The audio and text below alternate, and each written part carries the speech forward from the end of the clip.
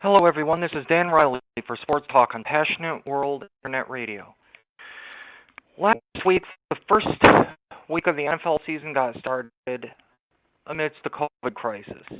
And like many of you, I'm just so grateful the NFL is back.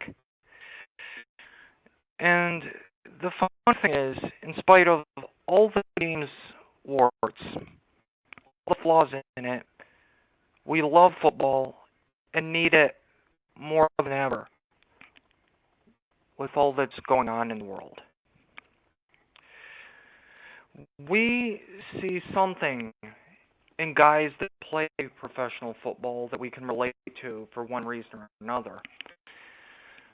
We hear stories of guys playing through pain, taking painkillers to say play with a bad hamstring.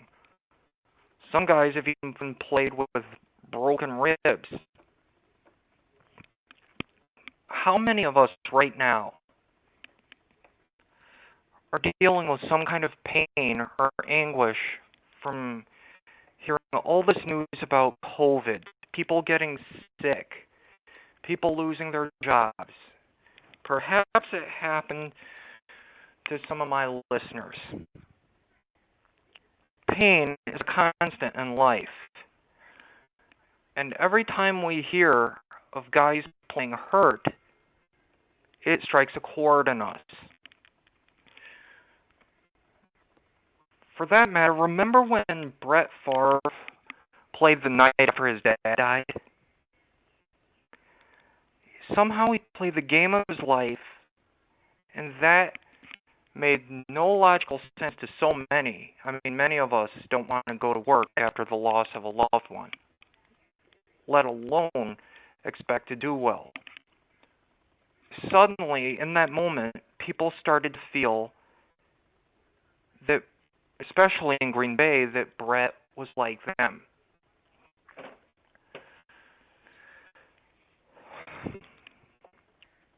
We start to hear stories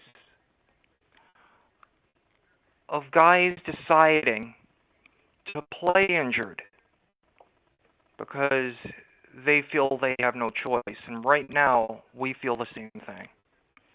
It doesn't matter what team you're rooting for. You feel something relatable to the guys in that locker room, regardless of the fact they're making a lot of money. A couple weeks ago, I talked about how Any Given Sunday talked about how that Any Given Sunday showed the dark side of the NFL and its flaws. Funny thing is, there was also something relatable in that movie about how guys had to keep fighting even after everything started to feel it was going downhill. And for teams in real life, they had to do that. The 2008 Lions, case in point.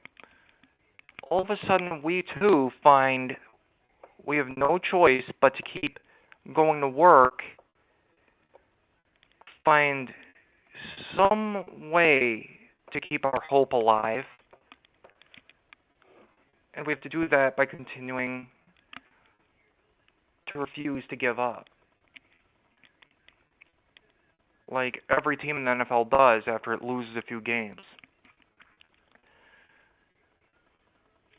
Football, especially at the NFL level, has started to encompass so much about American life, especially over the last decade, that people started to get upset. And yet, now, we start dealing with crass politics like guys do in locker rooms. We start to deal with pain like COVID.